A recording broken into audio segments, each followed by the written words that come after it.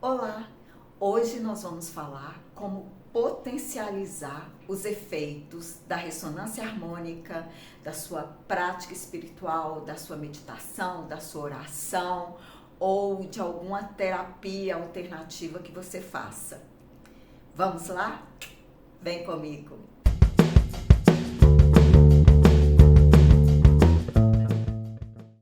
O professor Hélio Couto fala nas suas palestras que para potencializar, acelerar os efeitos da ressonância harmônica, você precisa fazer 3 coisas. A primeira, não praticar o mal, não fazer causas negativas. A segunda, praticar o bem, fazer causas positivas. E a terceira, soltar. Bom, no budismo a gente fala muito em dívidas de gratidão. O que significa dívidas de gratidão? Se alguém faz alguma coisa boa para mim, eu tenho uma dívida com aquela pessoa. E como eu devo pagar essa dívida? Eu devo pagar não para essa pessoa, mas para alguém que precise de alguma coisa. Por exemplo, às vezes eu estou triste e alguém tira um tempinho dele, né? Faz um esforço para estar comigo, me dar uma palavra de incentivo ou fazer um café para mim, enfim, alguma coisa para que eu me sinta melhor. Eu tenho uma dívida com aquela pessoa que eu vou pagar no momento oportuno, assim que alguém cruzar o meu caminho. Então é meu vizinho que eu passo, tá cabisbaixo, eu deixo um tempinho ali para conversar com ele. Então é bom lembrar que fazer o bem exige esforço, tá? Não é fácil fazer o bem.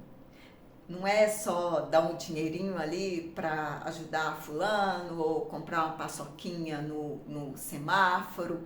Fazer o bem exige um esforço da gente. Quando te tirar da zona de conforto, aí você vai saber que realmente você fez o bem. É uma causa positiva na sua vida. Enfim, hoje eu não vou me aprofundar nesse assunto, no pagamento de dívidas de gratidão, mas eu quero contar uma história para vocês que vai despertar vocês para esse assunto, vai ilustrar bem e eu acho que vai jogar luz em muitas coisas que ainda estão escuras, na penumbra, na vida de muitos. Bom, essa história eu traduzi desse livro aqui, do Greg Martin, que é um budista que eu amo, da Soka Gakkai dos Estados Unidos. Eu já assisti várias palestras dele. E esse livro fala o Buda da porta ao lado, né? O vizinho Buda, né? The Buddha Next Door. Ele fala pessoas ordinárias, comuns, histórias extraordinárias. E hoje eu vou trazer para vocês uma história realmente extraordinária. E isso vai incentivar, vai abrilhantar o seu dia. Fica comigo, vamos para a história. Bom, essa história chama The Backpack, a mochila.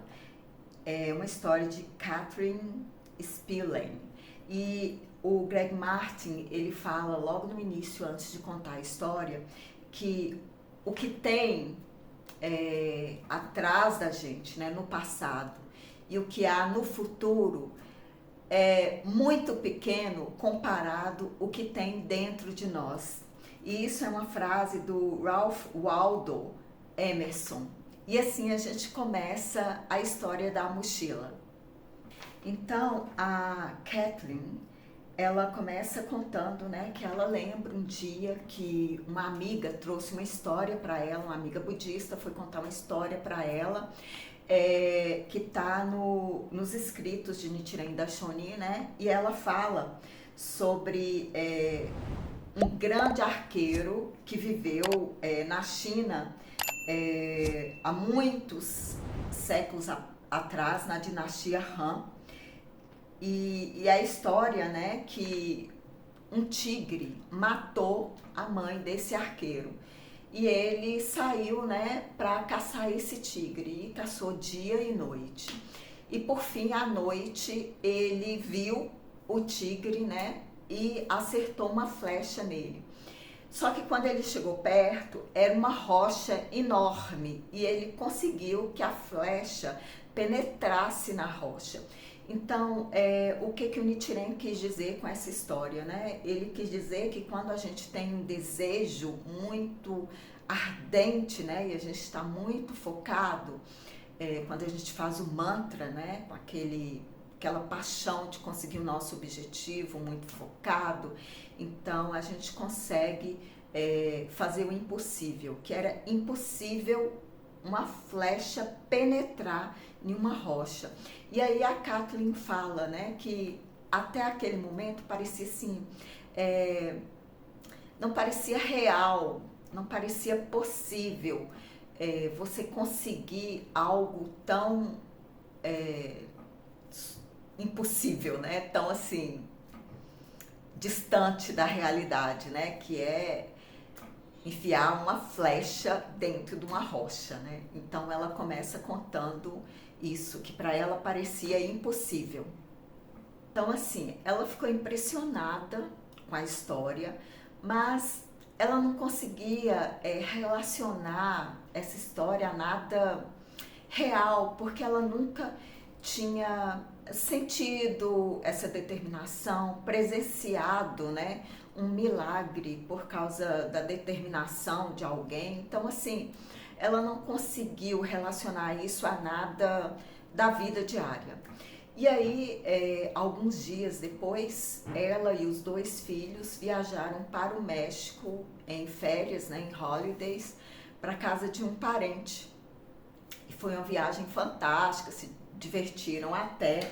E aí eles resolveram fazer uma viagem a algumas cavernas, Carlsbad, cavernas Carlsbad, no México, né? E pegaram a rodovia, né? E aí de longe ela avistou um acidente, né? Sirenes, ambulâncias e tal. E ela viu, quando ela foi se aproximando, ela viu que foi um acidente muito feio e que tinha corpos, ou poderiam ter corpos no chão, né? Então ela pediu para os 2 filhos que estavam no banco de trás do carro para abaixarem, para não ver aquela cena horrorosa, né? E ficarem traumatizados. Então ela fala que quando ela passou, né, pela cena, era uma cena realmente horrorosa, que tinha uma mulher muito machucada, que tinha 2 corpos no chão, tinha corpos no chão.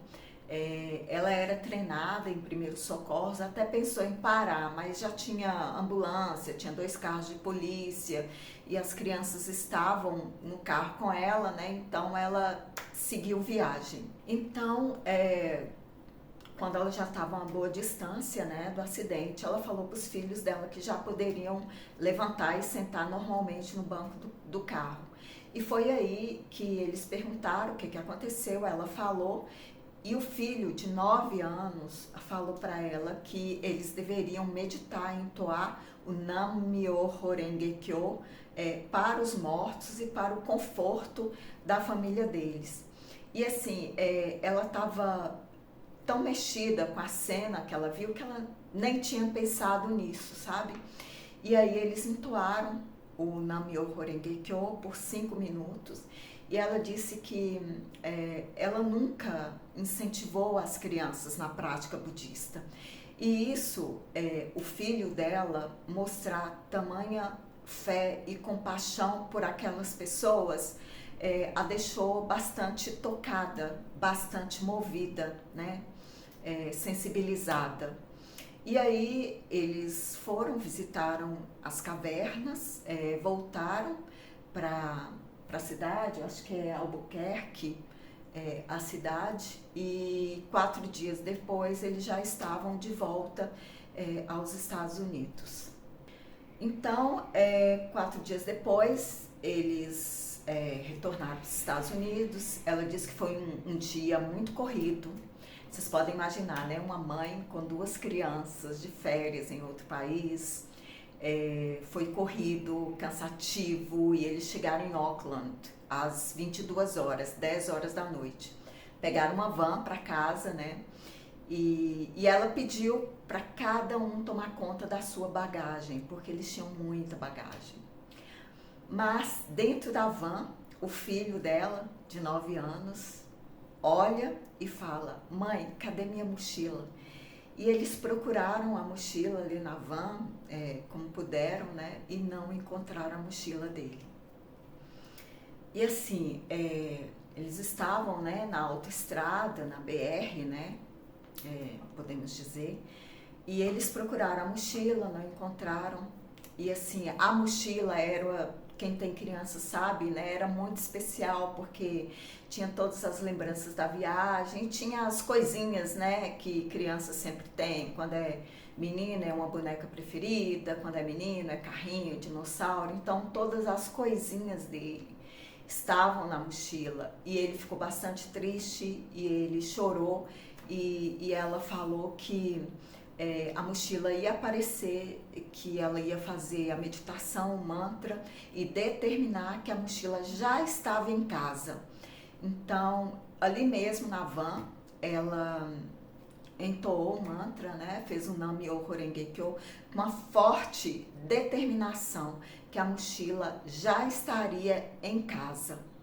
Aí no outro dia, foi a primeira coisa que ela fez pela manhã. Ela meditou novamente, falando que a mochila já estava a caminho, com uma forte determinação e sentindo que a mochila já estava a caminho de casa.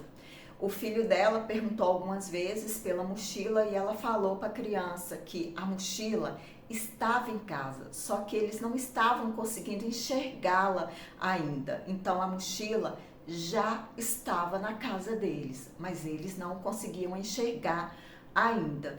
E ela, meditando, né, entoando Nam-myoho Renge-kyo com toda essa determinação e com o objetivo claro, que a mochila está a caminho de casa, já está aqui, já está chegando.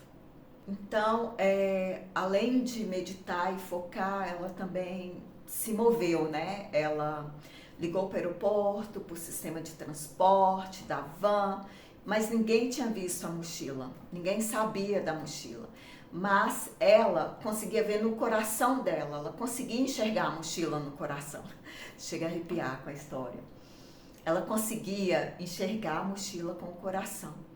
E aí, os filhos dela foram para a casa do pai e ela continuou nessa firme determinação, meditando, enxergando a mochila no coração. Só que no terceiro dia, ela desanimou.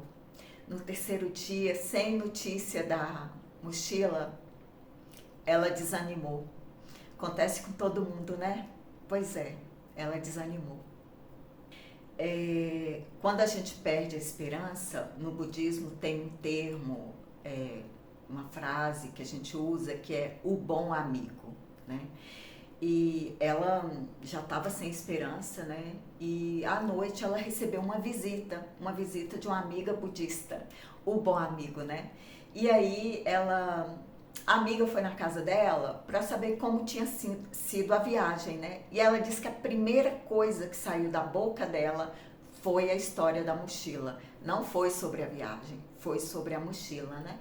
E falou que, né, contou todo o drama, que o filho estava muito triste, chorou bastante, e que ela estava fazendo a meditação, né, o Nam-myoho Renge-kyo, com a determinação, só que ela já tinha perdido a fé, estava fraquejando, e aí a amiga dela deu o incentivo que ela precisava, né, falou com o coração, e deu o incentivo que ela estava precisando naquele momento. E aí ela deu um up, né? Ela disse que bateu na mesa e falou assim: é isso, a mochila está aqui, mas eu não estou conseguindo enxergá-la. A mochila já está aqui em casa, eu não estou conseguindo enxergá-la. E aí juntos, ela e a amiga meditaram um pouco, né? Entoaram o mantra por uns 5 minutos. e o encontro prosseguiu como duas amigas normalmente. Aí ela disse que antes da amiga ir embora, né, que ela falou assim,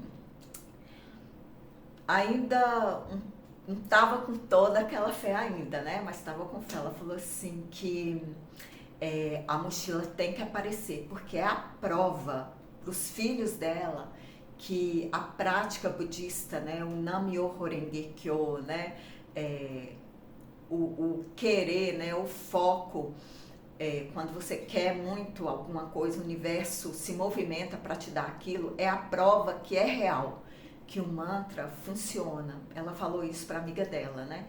E aí elas resolveram fazer mais uns 5 minutos de mantra, e assim que eles terminaram, o telefone tocou. Então, nossa, chega a arrepiar, porque é uma história, assim, incrível. Então, menos de 10 minutos depois da oração, né, do mantra, da meditação com a amiga, o telefone tocou.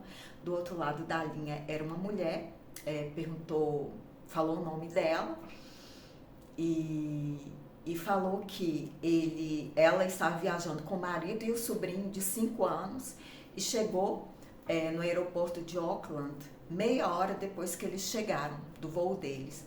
E aí ela perguntou para o sobrinho se ele queria ir no banheiro, ele falou que não. E aí eles pegaram o carro para casa, né? Só que quando chegou na autoestrada, na BR, já entrando na BR ali, ele deu vontade de ir no banheiro. Então eles encostaram o carro para ele ir ali mesmo, né? Só que aí eles encontraram uma mochila no acostamento com as coisinhas todas espalhadas. Eles até pegaram uma lanterna e recolheram cada item da mochila, né? Colocar na mochila, e tinha um papel na mochila com o nome e o telefone dos donos, né? Da família. E aí ela resolveu ligar.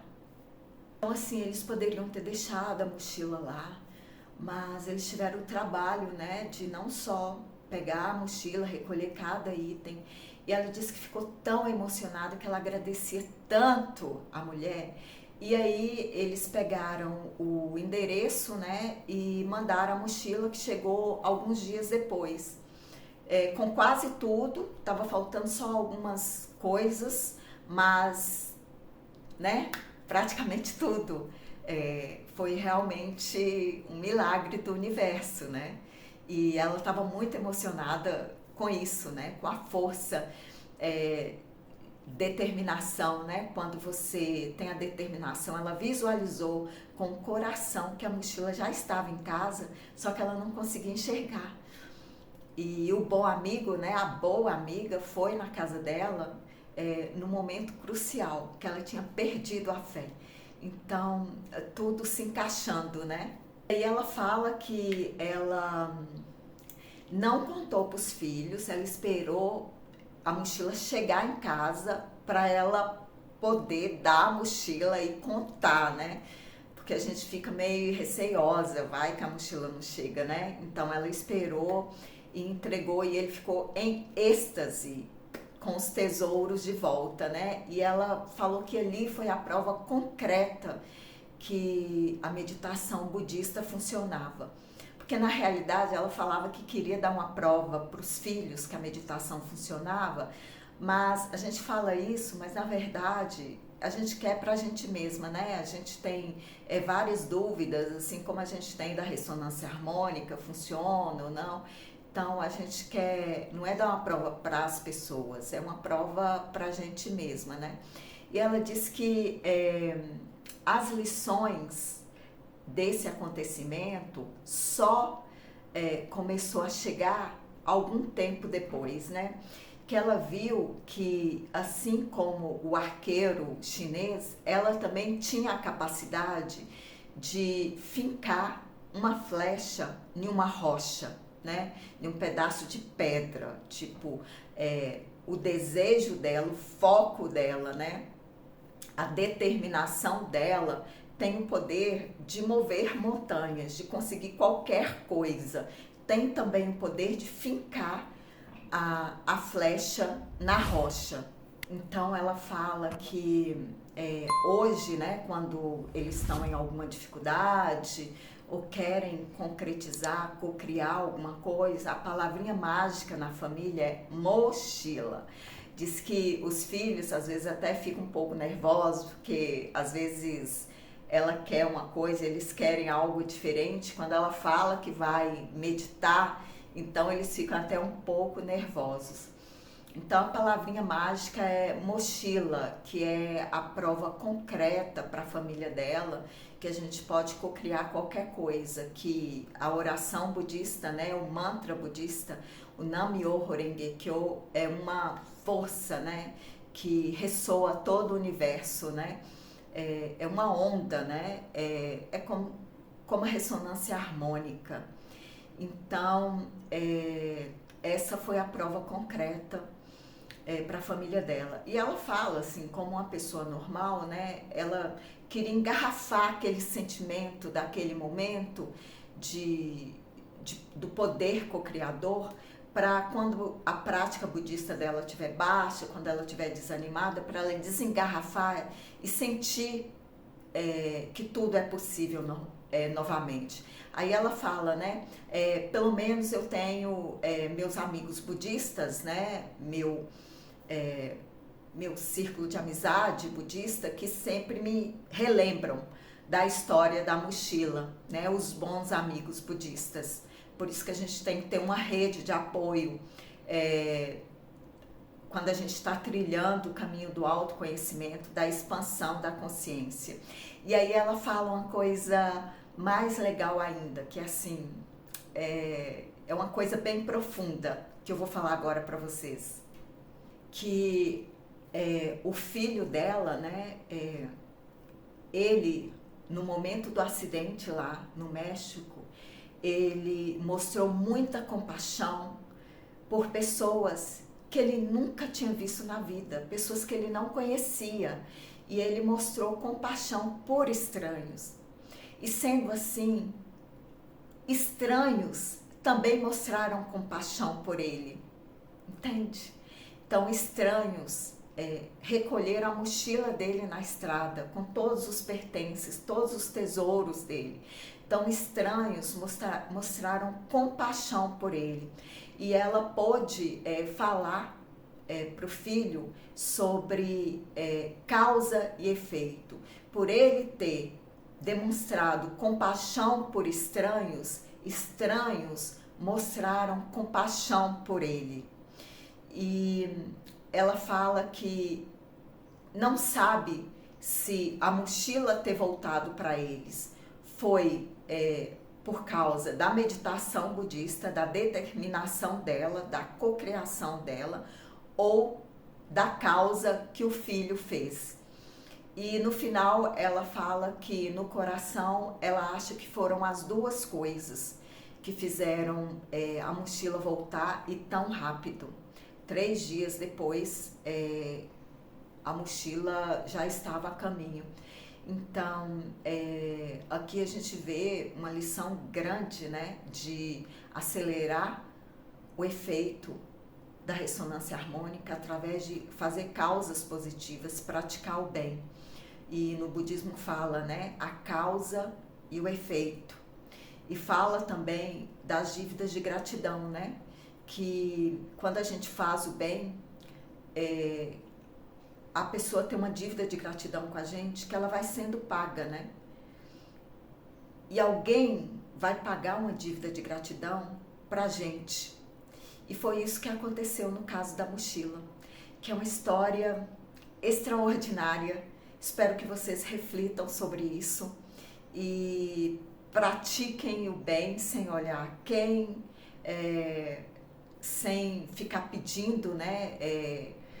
Anotando no caderninho, né? Fiz isso para fulano tá me devendo isso. Nossa, eu fui tão bem, tão boa para fulano e fulano me ferrou.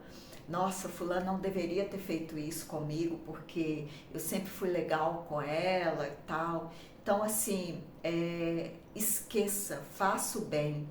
É sobre o processo, né? Também entra aí a questão do soltar. É sobre o processo é fazer o bem. Não é a quem você faz o bem. Não é o resultado que você pega do fazer o bem.